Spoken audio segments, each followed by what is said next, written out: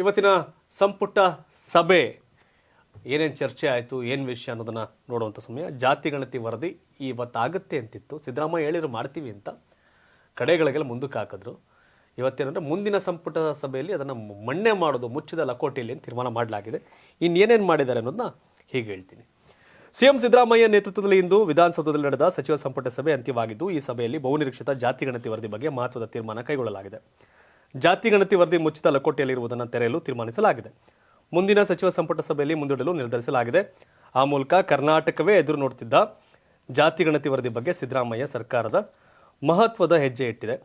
ಇಂದಿನ ಸಚಿವ ಸಂಪುಟದಲ್ಲಿ ಜಾತಿ ಗಣತಿ ವರದಿ ಮಂಡನೆ ಆಗಲಿದೆ ಅಂತ ಚರ್ಚೆ ಆಗಿತ್ತು. ಆದರೆ ಈ ಸಚಿವ ಸಂಪುಟದಲ್ಲಿ ಜಾತಿ ಗಣತಿ ವರದಿ ಬಗ್ಗೆ ಚರ್ಚೆ ಮಾಡೋದಿಲ್ಲ, ಬದಲಾಗಿ ಮುಂದಿನ ಸಚಿವ ಸಂಪುಟದ ಮುಂದೆ ಇಡಲಾಗುವುದು ಅಂತ ಸ್ವತಃ ಮುಖ್ಯಮಂತ್ರಿ ಸಿದ್ದರಾಮಯ್ಯ ಸ್ಪಷ್ಟಪಡಿಸಿದರು. ಅದರಂತೆ ಇಂದಿನ ಸಚಿವ ಸಂಪುಟದಲ್ಲಿ ಈ ಬಗ್ಗೆ ಮಹತ್ವದ ತೀರ್ಮಾನ ಕೈಗೊಂಡಿದೆ. ಮಂಡ್ಯದಲ್ಲಿ ಕೃಷಿ ತೋಟಗಾರಿಕೆ ಇಂಟಿಗ್ರೇಟೆಡ್ ವಿವಿ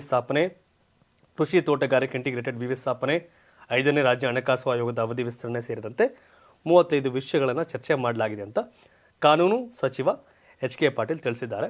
ಇವತ್ತಿನ ಸಂಪುಟ ಸಭೆಯ ಪ್ರಮುಖ ಅಂಶಗಳು ಈ ರೀತಿ ಇದೆ. ಜಾತಿ ಗಣತಿ ವರದಿ ಮುಚ್ಚಿದ ಲಕೋಟೆಯಲ್ಲಿರುವುದನ್ನು ತೆರೆಯಲು ಮುಂದಿನ ಕ್ಯಾಬಿನೆಟ್ಗೆ ತರಲು ನಿರ್ಧಾರ ಮಾಡಲಾಗಿದೆ. ರಾಜಕೀಯ ಕಾರಣ ಏನೆಂಬುದು ಇಲ್ಲ, ಮುಂದೆ ಹಾಕುವುದು ಸೂಕ್ತ ಎಂದೆನಿಸಿದ್ರಿಂದ ಮುಂದಿನ ಕ್ಯಾಬಿನೆಟ್ಗೆ ತರ್ತೇವೆ. ಟ್ರೆಜರಿಯಲ್ಲಿ ಇರುವ ಈ ವರದಿಯನ್ನು ಕ್ಯಾಬಿನೆಟ್ಗೆ ಮುಂಚಿತವಾಗಿ ತೆರೆಯಬೇಕು ಅಂತ ತೀರ್ಮಾನ ಮಾಡಲಾಗಿದೆ. ಇನ್ನು ರೇಷನ್ ಕಾರ್ಡ್ ಇರುವವರಿಗೆ ಎಲ್ಲ ಜಿಲ್ಲಾ ಆಸ್ಪತ್ರೆಗಳಲ್ಲಿ ಉಚಿತ MRI ಸ್ಕ್ಯಾನ್, CT ಸ್ಕ್ಯಾನ್ ಬಗ್ಗೆ ನಿರ್ಧಾರ ತೆಗೆದುಕೊಳ್ಳಲಾಗಿದೆ. ಬ್ರ್ಯಾಂಡ್ ಬೆಂಗಳೂರು ಯೋಜನೆಯಡಿ ಬಿಬಿಎಂಪಿ ವ್ಯಾಪ್ತಿಯ ಆರೋಗ್ಯ ಕೇಂದ್ರ ಮೇಲ್ದರ್ಜೆಗೆ ಏರಿಸಲು ಅಷ್ಟು 413 ಕೋಟಿ ರು ಅನುಮೋದನೆ ಕೊಡಲಾಗಿದೆ. ಮಹಾನಗರ ಪಾಲಿಕೆ ಒಟ್ಟು 13 ಹೆರಿಗೆ ಆಸ್ಪತ್ರೆಗಳನ್ನು ಮೇಲ್ದರ್ಜೆಗೆ ಏರಿಸಲು ತೀರ್ಮಾನ ಮಾಡಲಾಗಿದೆ.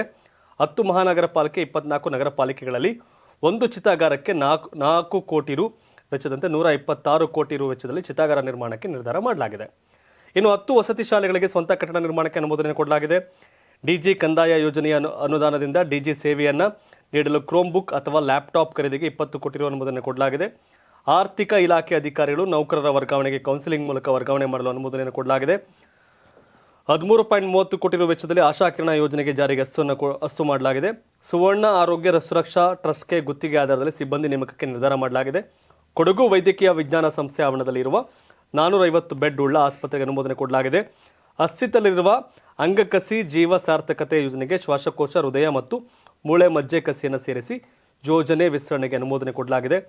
HMT ಅಧೀನದಲ್ಲಿರುವ ಅರಣ್ಯ ಭೂಮಿ ಹಿಂಪಡೆಯುವ ಬಗ್ಗೆ ಚರ್ಚೆ. ಕುಮಾರಸ್ವಾಮಿ ವರ್ಸಸ್ ಸ್ಟೇಟ್ ಗವರ್ನಮೆಂಟ್ ಇಲ್ಲ ಅಗ್ಗಜಗ್ಗಾಟ ಆಗುತ್ತೆ.